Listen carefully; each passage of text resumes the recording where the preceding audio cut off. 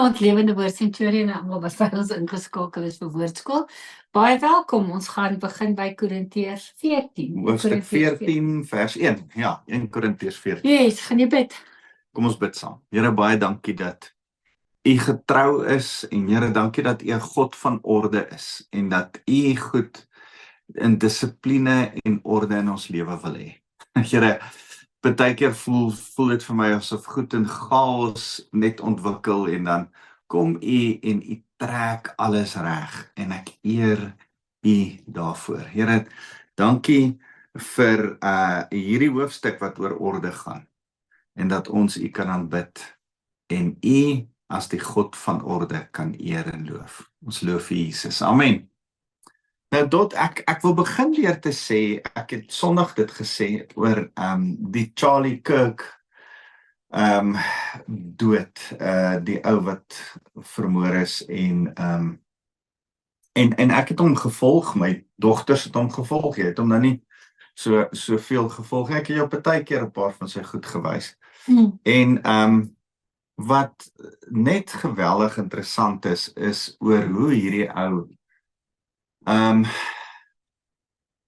eintlik opgestaan het vir Christendom, vir morele waardes, vir wat reg is, teen aborsie, teen 'n klomp goed wat in die samelewing nie reg is nie.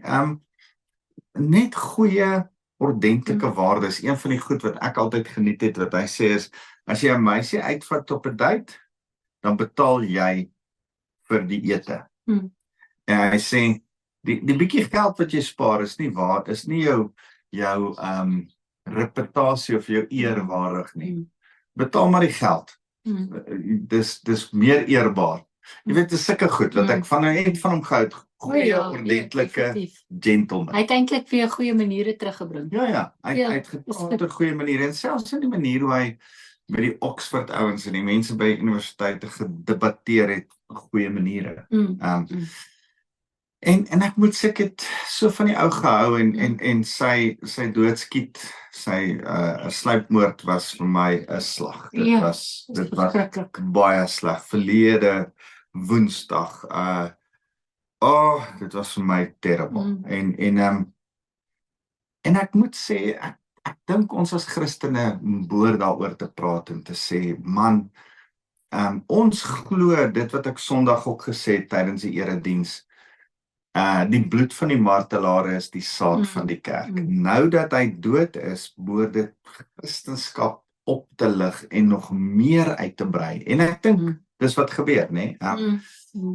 En ek hoor hoe mense tot bekering kom. Ek hoor hoe honderde, duisende, miljoene mense straat toe gaan en Nieu-Seeland, Suid-Korea, op Spanje, Engeland, oralste is dan ekskuus tog mense wat sê, hoor, ons staan vir wat hierdie ou voorgestaan het. En ek dink dit is belangrik dat ons publiek ook sê, ons staan vir wat hierdie ou voorgestaan het. Waarvoor hy doodgeskiet is waarvoor ons staan. En wat ons dan ook Sondag, sê ek hierdie ding, jy was nou nie in die kerk, jy was vir die vrouekamp. Dit is lekker. En ek sê toe Sondag, luister, per implikasie moet jy weet, wanneer jy tot bekering kom, dan lê jy jou lewe af. Ja. Dan is jy bereid om soos Charlie Kirk geskiet te word. Daarom sal ek nie stil bly nie. Gaan ek nie doodstil bly en niks sê verder nie. So ek wil dit pertinent sê, en ek wil dit hier sê. Die ander ding wat ek net so tussen hakies wil sê, ek wil nie te veel daaroor sê nie, is, maak nie saak wat Christene nou sê en wat bekende sangers en leraars sê nie. Ons ken nie die tyd wanneer Jesus weer kom nie. Staan weer 'n datum release. Daar's weer 'n keer, soos in die verlede, 'n datum release. Nou, of jy nou Jehovah getuie was, en of jy nou die vorige keer gesê het 16 September, en of jy nou sê hierdie keer 23 September, ek dink dit is arrogant om 'n tyd aan te kondig. Ek dink, wat jy kan sê is, miskien voel dit vir my so, en dan moet jy weet, dat die wederkoms dalk vir jou kan wees op die 23ste, dalk gaan jy dood aan 'n hartaanval op die 23ste, en was die wederkoms vir jou dan. Maar ek dink is eintlik as jy die skrif reg verstaan, ken niemand die tyd wanneer die bruidegom sy bruid kom haal nie. En ons moet oppas vir dit. Ons moet oppas dat ons nie mense deur mekaar maak met datums nie. Jy moet oppas dat jy nie deur mekaar gemaak word op YouTube en met allerhande datums nie. Moenie paniekerig wees nie. Weet hierdie ding. Wees altyd gereed. Ek gee nie om of dit die 23ste September of die 23ste Desember of die 23ste Desember 2060 is nie. Ek gee regtig nie om nie. Die feit van die saak is ek en jy is gereed. As hy kom, Maranatha, kom Jesus, kom gou. Ons is gereed vir dit. So, dit gesê, kom ons terug by orde. Daar's 'n orde wat die God van orde vir ons almal trek. En in die lig van wat hierdie stoute gemeente mee besig is. Hulle was nog. En 1 Korintiërs 13, hey, as julle mekaar wil bedien met die gawes van die Heilige Gees, doen dit ten minste vanuit 'n bron, vanuit 'n motief van liefde uit, sê Paulus. Die hele 1 Korintiërs 13 gaan daaroor. Hy sê vers 13, en nou bly geloof, hoop en liefde, hierdie 3, maar die grootste hiervan liefde. Dit is die bron, die motief van waarom ons alles doen. En in die toekoms nog gaan doen, en ewige lewe saam gaan doen. So, ons moet dit weet. So, nou sê hy, hoofstuk 14, vers 1. Nou is dit asof hy sy laaste gedagte in die vorige hoofstuk net herhaal. Jaag die liefde na en streef na die gawes van die Heilige Gees. Eerstens, jaag die liefde na. Liefde is die belangrikste ding. In die lig van liefde streef na die gawes van die Heilige Gees, veral om te profeteer. Nou, kom ons staan net gou so oomblik stil want hy gaan nou twee goed hier in kontras sit met mekaar en hy gaan praat oor die gawes en veral die gawe om in tale te praat en dan die gawes en om te kan profeteer. As die Bybel praat van profeteer en die Griekse woord hier gebruik, dan gaan dit om die goeie nuus te deel. So hoe deel ek die goeie nuus? Ek deel die goeie nuus deur die evangelie van Jesus Christus te verkondig. So wat ek op die oomblik doen is om die goeie nuus te deel. So in 'n sekere sin is ek en jy besig om nou te profeteer. Om te preek Sondae, om die goeie nuus te deel, is om te profeteer. Om iemand na Jesus toe te lei, is om die... So ek weet dat die nuwe Afrikaanse vertaling, probeer ek nou vinnig my hande opkry, die nuwe Afrikaanse vertaling, die 83 vertaling, praat nie van profeteer nie, hulle praat van om die evangelie te verkondig. Laat ek gou kyk. Maar profeteer kan ook iets anders te beteken. Profeteer kan ook beteken om 'n profetiese, Godgegewe woord van die Here af te kry en dit dan vir iemand te gee. En in ons kop, in ons milieu, is dit meer wat ons bedoel by profeteer. Ons weet nie dat dit noodwendig is wat Paulus bedoel het by profeteer nie. Ek is versigtig daaroor en wil ronduit sê, Paulus het dalk iets anders in gedagte gehad. So, kom ek lees vir julle die 83 vertaling van 1 Korintiërs 14. Julle moet die liefde nastreef en lê julle toe op die gawes van die Gees, maar veral om te profeteer. Kom ek kyk net, het ek dalk die verkeerde, is daar ander vertaling?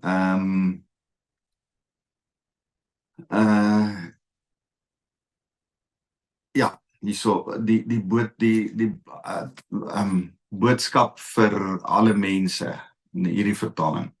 Julle moet nooit ophou om lief te wees vir God en vir ander mense nie, maar julle moet ook bid en hard werk vir die dinge wat die Heilige Gees vir julle gee. En die belangrikste wat hy vir julle gesê het, is dat julle God se boodskap moet bring vir ander mense. Sien jy hoe sê hy? Ja. God se boodskap moet bring vir ander mense. Nou, of jy dit Heilige Gees, profeties, 'n openbaring, rema van die Here se woord kry, wat die logos woord is en dit vir mense bring, dis profeteer, en of ek die woord vat en dit uitlê aan mense, dit is die boodskap van die Here bring. So, Paulus, ons weet nie watter een sê Paulus waar nie, Ja. en ons moet geweldig versigtig wees vir dit.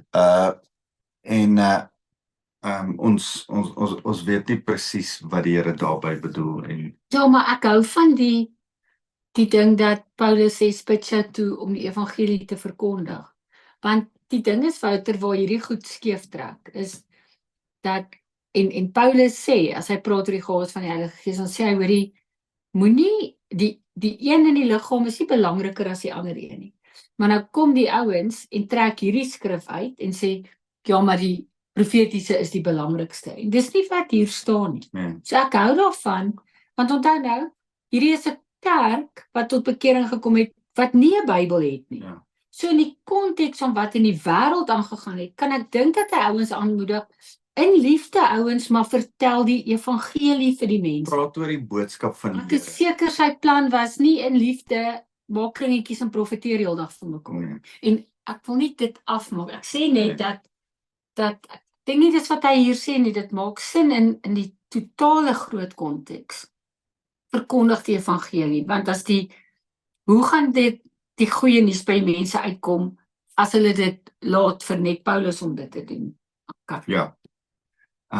Nou sê hy, die een wat in tale spreek, praat nie met mense nie, maar met God. Niemand verstaan hom nie.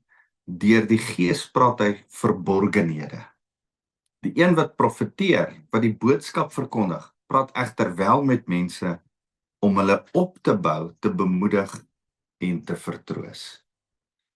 Die een wat in tale spreek, bou homself op, terwyl die een wat profeteer, die boodskap verkondig, die gemeente opbou. Goed, kom ons stop net gou daar. Die een wat in tale spreek, praat nie met mense nie, maar met God. Met ander woorde, tale is 'n gebedstaal. Jy praat met die Here, dis 'n gebedstaal tussen jou en die Here. En dan sê hy, niemand verstaan hom nie, deur die Gees praat hy verborgenhede. Dis nie veronderstel om verstaan te word nie. Nou is daar 'n groot gesprek en selfs ouens in die charismatiese kerk wat sê, nee, tale is bloot soos wat dit in Handelinge hoofstuk 2-3 is, waar die ouens gepraat het in tale en mense van oral oor die wêreld kon hulle verstaan. Nou dis ook tale. Maar in 1 Korintiërs 13 sien ons duidelik dat hy sê, al praat ek die tale van mense of van engele, al praat ek mense engele tale, maar dis nie uit liefde nie. Daar's mense tale en engele tale, daar's 'n gebedstaal. Paulus sê op in my interpretasie van Romeine hoofstuk 8 is dat jou gees bid baie keer tot God se gees in onuitspreeklike versigtinge. Vertaal hy. Met ander woorde, jou asem, jy sê goed wat nie in die verstand verstaan word nie. Dis 'n gebedstaal tussen jou en die Here. En ek dink, as ons oor tale begin saamgesels, en ons sal volgende week verder oor tale gesels, maar dis definitief 'n gebedstaal tussen jou en die Here, vir jou binnekamer bedoel. Paulus gaan dit verder net nou ook sê. Maar dis vir my mooi om te sê, luister, ek dink ons behoort elkeen hierdie gawe ook te probeer hê, om te kan bid, ons gees tot God se gees. Deep cries out to deep. Dis alright om dit te hê. Dis nie iets snaaks, weirds, funny nie, dis 'n hulpmiddel in jou gebedslewe. Maar, nou sê hy, ander mense verstaan jou nie. Moenie staan en kliphard die hele dag net in tale praat nie. Ek en jy kom uit verskillende milieu uit waar ons besef, dit maak mense by mekaar. So hou jou gebedstaal vir jou binnekamer en jou stilte tyd. Moenie voor ander mense in tale probeer brag nie. En probeer in tale praat en hulle deur mekaar. Ek praat in tale, maar ek praat nie in die kerk voor ander mense in tale nie. Ek bid nie in tale nie. Van tyd tot tyd, as daar 'n geestelike groep staan, 'n gebedsgroep, en ons is volwasse Christene wat min of meer omtrent almal in tale praat, sal ek sê, kom ons bid 'n bietjie in tale, verstaan jy? En met ander woorde, een van julle, kom ons laat ons gees tot God se gees bid. Maar baie min wat ons dit doen. Maar ek dink wat Paulus hier sê is, om te profeteer, om die woord te verkondig, om met mekaar logies uit die woord uit te gesels en die Here se wil met mekaar te bespreek, is baie meer opbouend as om kliphard in die kerk voor ander mense wat dit nie verstaan nie, wat nie in tale bid nie, wat dink die kerk is weird, wat dalk nog nie eens tot bekering gekom het nie. Om op te staan en daar in tale te praat is net nie eintlik tot hulle voordeel nie.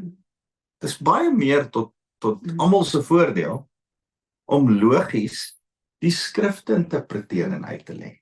So, Paulus is besig om dit te sê. Hy sê, die woord om te profeteer is om te bemoedig en te vertroos. Ons sê altyd, selfs omdat ons glo in die profetiese gawe, as iemand profeteer oor iemand anders se lewe, 'n waarheid oopbreek wat die Here deur die Heilige Gees die persoon ervaar vir 'n ander persoon gee, moet dit bemoedigend en vertroostend wees. Dit moenie oordelend wees en 'n ou kap van 'n kant af nie, né? So mooi dat hy sê in vers 4, die een wat in tale spreek, bou homself op, terwyl die een wat profeteer die ander opbou. Verstaan jy? Die boodskap van die Here bou ander mense op. Maar tale is in jou binnekamer wat jouself opbou. Vers 5 sê, ek wil hê dat julle almal in tale spreek, maar meer nog, dat julle almal profeteer. Die een wat profeteer is van groter waarde as die een wat in tale spreek, tensy hy dit kan uitlê sodat die gemeente daardeur opgebou kan word. En ek dink die konteks bly die hele tyd wat Paulus sê, wil hê almal van julle moet in tale spreek. Ek wil hê almal van julle moet in tale kan bid in jou binnekamer. Daar waar jy alleen met die Here tyd spandeer. Alleen saam met die Here. Maar nog meer as dit, is ons begeerte is dat almal die woord so verstaan dat ons verkondigers van die evangelie word. Dat ons praat oor die evangelie, dat ons profeteer, dat ons gesels, dat ons die boodskap van die Here, die stem van die Here kan hoor en die woord van die Here aan mense kan uitdra. Nou sê hy vers 6, broers, as ek dan nou na julle kom en in tale spreek, watter nut het ek vir julle, tensy ek tot julle voordeel 'n openbaring, 'n insig of 'n profesie of 'n lering meedeel. Hy sê, luister, daar is soveel meer waarde daarin as ek jou leer uit die skrif uit, die waarde van die skrif. Onthou dat hy hier sê, tale bou jouself op, maar 'n lering en om saam die woord te bestudeer, bou die hele gemeente saam op, sodat ons gemeenskaplike waardes, gemeenskaplike kennis, gemeenskaplike wyshede kan deel in die woord. Nou sê hy, vers 3, dit sal wees soos lewelose dinge wat klank voortbring, 'n fluit of 'n lier, as dit nie onderskeidbare klanke voortbring nie. Hoe sal 'n mens weet wat op die fluit of die lier gespeel word? As 'n trompet 'n onduidelike klank voortbring, wie sal gereed maak vir oorlog? So ook julle, as julle tonge nie 'n duidelike verstaanbare boodskap oordra nie, hoe sal enige iemand verstaan wat daar gesê word? Want julle sal in die wind praat. En ek dink wat hier tipies gebeur het, is Paulus kom by hierdie gemeente en hy leer hulle oor die gawes van die Heilige Gees. Hy bid vir hulle en soos wat ons in Handelinge sien, begin mense in tale praat. En iewes skielik raak 'n goeie ding, ruk dit hand uit. En kom mense saam in 'n erediens situasie, hulle hou nagmaal saam, wat Paulus ook moes regtrek, nê? Dronk word, nagmaal sessies saam, en dan staan een nou op en hy wys nou hoe super spiritual is hy, en hy praat vir 'n halfuur net in tale, en dan spring ander perd op en hy begin in 'n ander taal praat, en later raak dit soort van chaos. Hier's 'n oomie wat in tale praat, en daar's 'n oomie wat in tale praat, en dan sê Paulus, hey, waarmee is julle besig? Wow. Dit lyk nie soos liefde vir mekaar nie, dit lyk soos liefde vir jouself, jy brag. Hou op arrogant wees. Jy is nie besig om enigiemand op te bou. om Ja, op te spring en in tale te praat, en ek wens, ons kan Maar dit sien- oor en oor in die kerk sê, kyk wat ons doen, is ons besig om ander mense op te bou, of is ons besig om ons eie image, eie beeldjie te poets. Dis nie wat die Here ons voorroep nie. Ja, maar dan sê ek ook hier, as hy hier praat van, nie net in tale praat, maar spit jy eerder toe op profeteer, dan sit weer vir my, spit jy eerder toe om die goeie nuus te verkondig. Nou praat hy in 'n konteks van, die ouens kom by mekaar, nou praat almal net die hele tyd in tale, so jy gaan huis toe en Jy het niks geleer nie. ja, die kind sê nie eens in die kar sê waar het hulle gepraat oor Jesus nie. Hy sê, Ja, hy sê, wie sal gereed maak vir oorlog? Luister, ons het 'n boodskap om te verkondig, Ja. ons in 'n geestelike battle, Ja. sê Paulus, ons sien dit Ja, nou. ja. Ons moet gereed maak, ons moet die mense gereed kry. As jy staan en jy's besig om met tale te praat, kliphard hier voor in die kerk, soos wat hierdie ouens gedoen het, is jy nie besig om iemand gereed te kry nie. Jy's eintlik soos 'n trompet wat net 'n lawaai maak. En ons moet versigtig wees daarvoor. Net kyk dat ons is omtrent oor ons tyd, maar ek wil afsluit en sê, volgende week gaan ons aan met vers 10, en dan is ons nog steeds besig om oor hierdie tale ding saam te gesels. Maar ek dink dis 'n belangrike aspek om oor net vas te vat en te sê, die belangrikste van alles is lering, logiese lering, daar is spiritual weird goed wat gebeur in die kerk. En saam met tale wil ek sê, dit help nie, ons bid net vir mense dat hulle omval. En ek was al in eredienste waar ons 1 uur lank waar ou loop en mense omstamp, en I'm out. Dit is tot geen voordeel van enige iemand as iemand net staan en bid en iemand omstamp nie. Gaan bedien asseblief individue as die kerk klaar is en die individu wil nog bedien word en is bereid om te wag om bedien te word, maar om in die erediens te bid, en hier lag mense en hier huil mense en hier is mense wat besig is om tale te bid en niks gebeur nie, en ek sit daar en ek dink, dis nie tot my opbou nie. So, kan ek saam met Paulus sê, kan kerk wees, as mense in die kerk sit, dat ons tot opbou van die Here se woord, en deel daarvan is lofprysing en aanbidding, dis tot opbou van die Here, en dis hoe dit moet werk. Kom ons bid saam. Here, baie dankie vir u woord, dankie dat u getrou is, en Here, dankie dat u woord bo alles is, en dat ons mense wil opbou en bemoedig deur u woord. Mag ons dan lering bring, mag kerk die plek wees, waar ons woord oopbreek vir mekaar. Here, leer ons almal om daai vermoë te kan hê.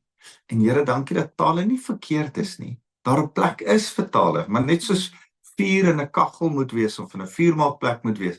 Here, soos tale is daar plek vir dit. Die plek vir dit is die binnekamer. My binnekamer waar my gees tot God se gees bid. Dankie Jesus. Amen. Amen. Sien julle volgende week.